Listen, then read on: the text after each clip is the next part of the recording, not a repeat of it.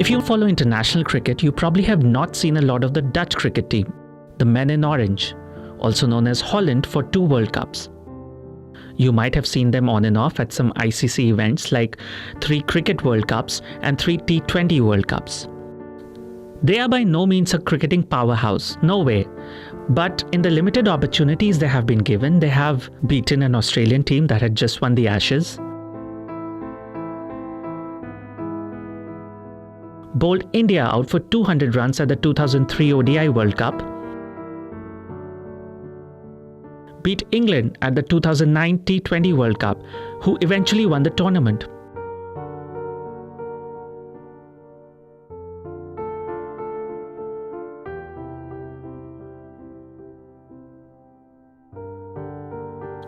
And chased down 170 in 13 overs at the 2014 T20 World Cup in Bangladesh.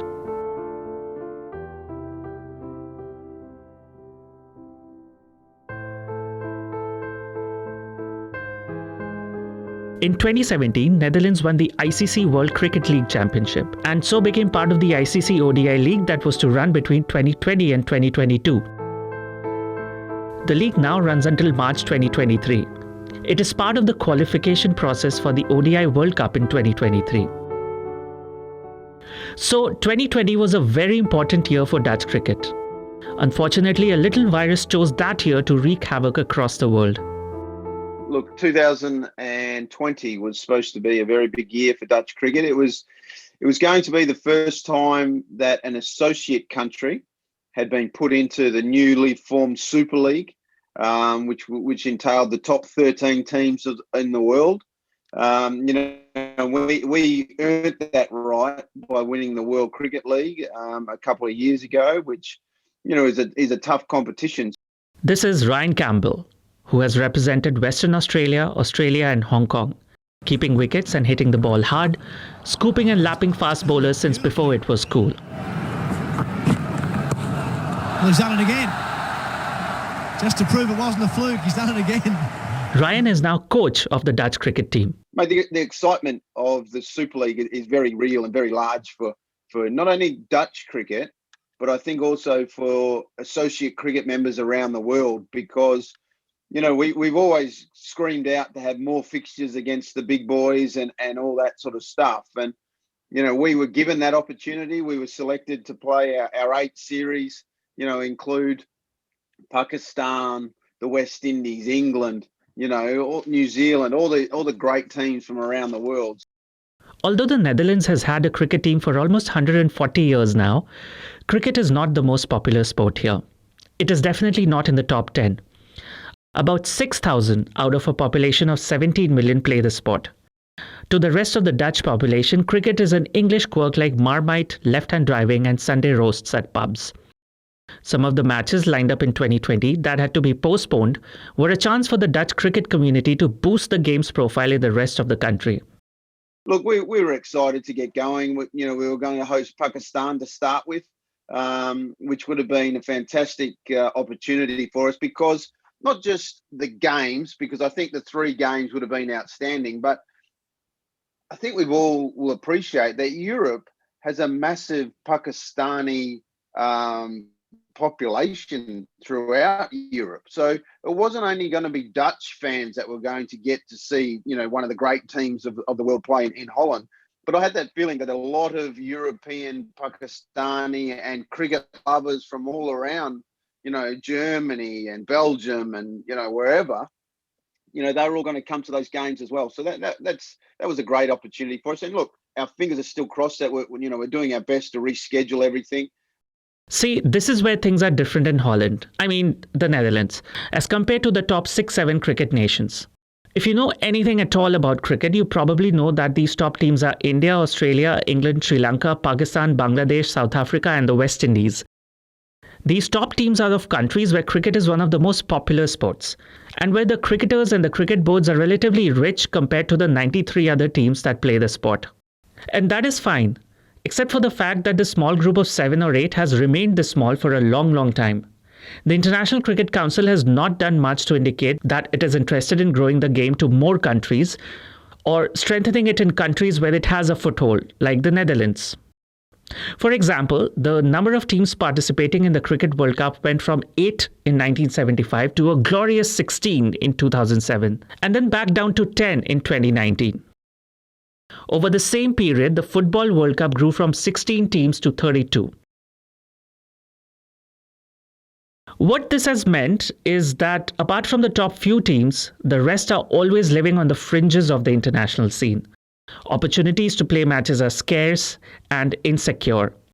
This definitely does not help the cause of boosting cricket in these countries. In the Super League, the top 8 teams go automatically through to the next World Cup in 2023. From 8 downwards, you then have to go to the qualifiers against the best of the associate countries who are in World Cricket League 2 or 1 or whatever it is. But then, if you finish 13th, you then have a playoff with the top team from World Cricket League 1, and whoever wins that playoff goes into the next 3 years of matches in the Super League. So, we don't want to finish 13th. We want to avoid that playoff. So we're here to really, play good cricket and hopefully qualify for the next round of Super League as well, because again, that's more opportunities for us to play. So the COVID pandemic and the lockdowns could not have come at a worse time for Team Orange. Matches that had been planned against Pakistan, New Zealand, the West Indies and England had to be cancelled. The top teams have been organising matches in bilateral series in Biobubbles. This is not really an option for teams like the Netherlands because Biobubbles are expensive, and holding matches in closed stadiums does nothing for promoting the game in these countries, which is critical for the sport's survival here. Unfortunately, a bio bubble, I don't know the exact figures, but England paid in excess of upwards of 5, 6, 7 million pounds to put on those test matches to secure, they had grounds. The 2 grounds they played at both had hotels inside the ground, and they turned those into literally almost like a massive hospital, so to speak, that no one could come in. Mate, they can afford that. Their media rights, I think it's well known. I think England's media rights over a 4-year period is £1 billion.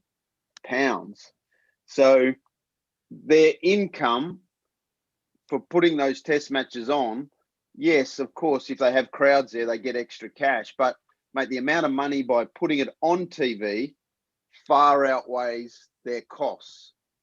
And when it comes to associates like us, mate, we don't have 2, 3, 4 million pounds to put people in a bio bubble to play games behind closed doors without having gate receipts.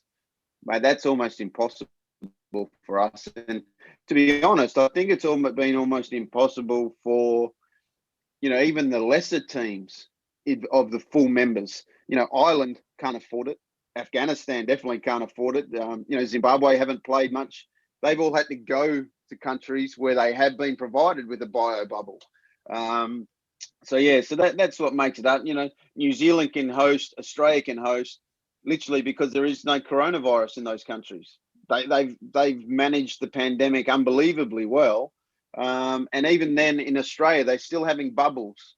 They're still locking down players and stuff. And mate, that's, again, I think the Australian media rights is something like $1 billion Australian dollars as well over 4 years. So you start to understand when it comes down to the pure dollars and cents to it, you can understand what it takes, to put that. You have no idea. The IPL is another one. Of course, India can afford to put Dubai almost into a bio zone. I think again, correct me if I'm wrong, but I'm pretty sure each franchise paid something like 10 to 15 million US dollars to put on the competition, to lock down their spots. So, mate,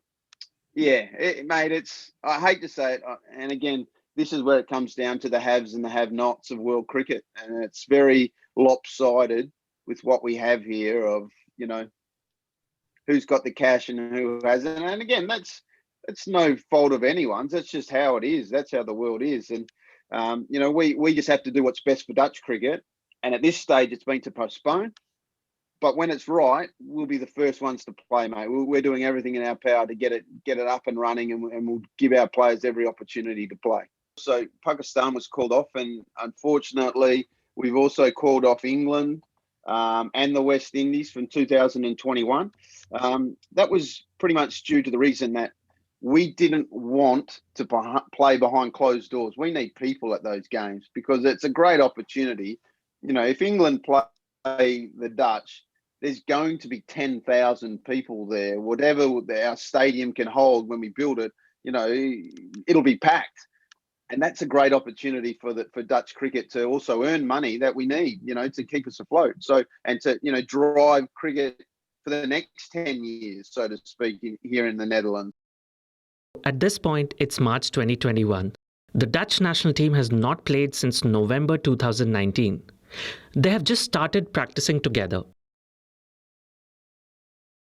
For the greater part of the past year and a half, the Netherlands has been in lockdown, and the team has had few opportunities to train or even spend time together as a group. This has been a tough period for the coaching staff. Apart from developing ways to keep the players fit and motivated during this enforced downtime, they also had to take care of their mental health. It's been frustrating. This Dutch team haven't played a game since November 2019, if you can believe that. When we have been able to train, there has been a good vibe around the group. We're very careful when we train, and we're allowed to train because we're a top sport here in the Netherlands. It's had an effect on everyone, especially the senior players. You're talking about guys who are in their mid-30s, early 30s. They've just lost a year out of their careers, and that's no fault of their own. It's just gone.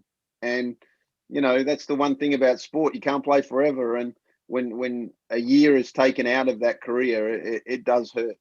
We've been very careful with our player group to make sure that we are, in contact with them consistently and making sure that their mental health is okay.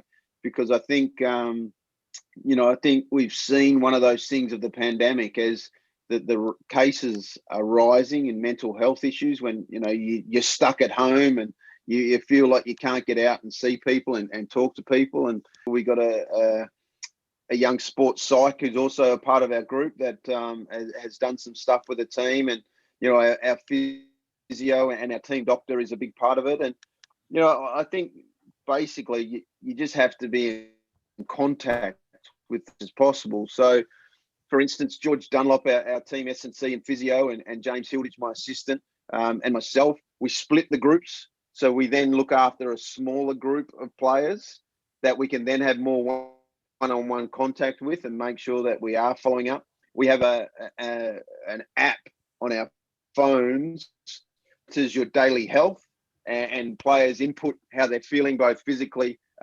mentally, all that sort of stuff. So we actually have instant information that we all receive every morning.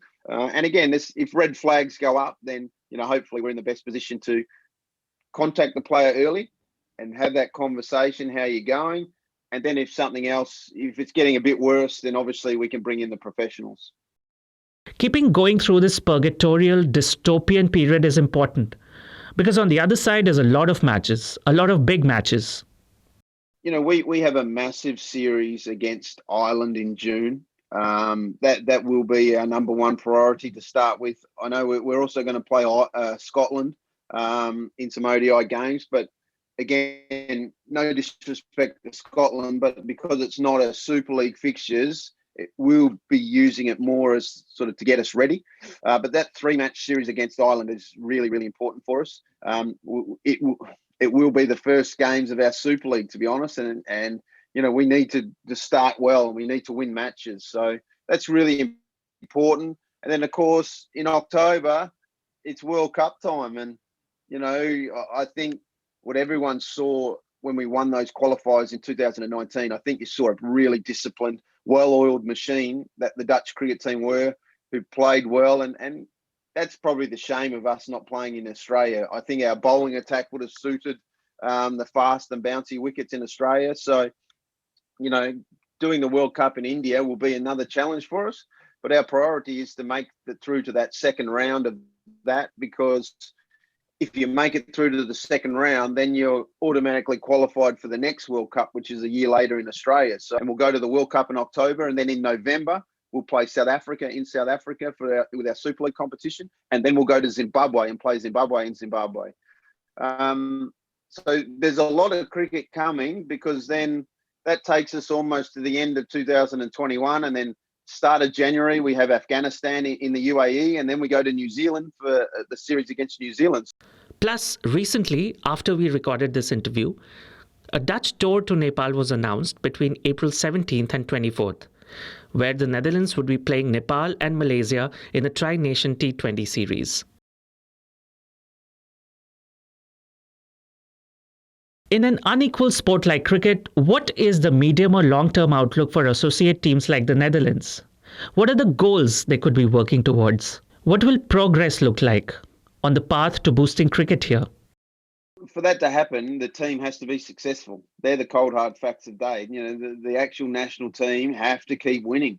And if we keep winning and keep staying in these competitions like the Super League, then course our media rights gets more and more important, especially, you know, if we draw India, for instance, or Australia or England, which are the big ones. You know, media rights for teams, no disrespect to teams like Zimbabwe or, you know, Ireland or even the West Indies, you know, TV stations are probably not going to pay massive amounts of cash for that. So, mate, again, they're the cold hard facts today. I think in world cricket, and again, I'm not here to be political or anything, but I think it's actually one of the things that the new regime of the ICC are trying to tackle, is that, you know, if England, for instance, get £1 billion over 4 years for their media rights, well, shouldn't part of that also be going to the teams that they're playing against?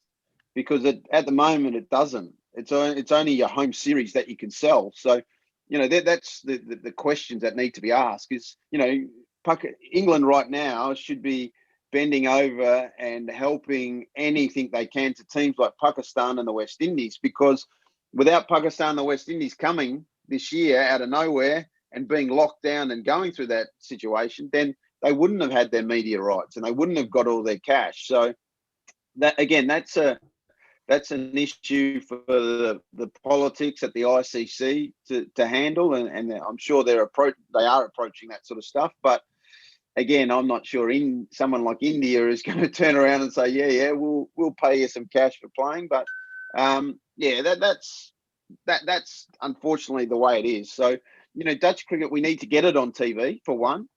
We haven't had it really on a consistent basis since I think the BBC stopped hosting cricket, because we don't have the channels here. So, you know, we are trying to get it back onto TV, because, you know, I can give you an example. My 5-year-old, who doesn't play cricket, he's been brought up here in Holland. He plays hockey and he plays football like every other kid. But since the Big Bash has been on, he's watched it with me in the mornings. All of a sudden now, oh, Daddy, can I play cricket? I want to play cricket. And he's playing cricket inside. He's playing cricket outside. But they need to see it. They need to see things. That's what kids do. That's how I started. I watched Rod Marsh and Dennis Lilly on TV, and I wanted to be them. So that is a priority for us, and we're doing everything we can to try to get cricket on TV, even if it's not the Dutch playing, if it's the IPL, if it's, you know, any series that we can get our hands on. But we need the people to watch it, and we need the providers, the TV providers, to accept it and put it on.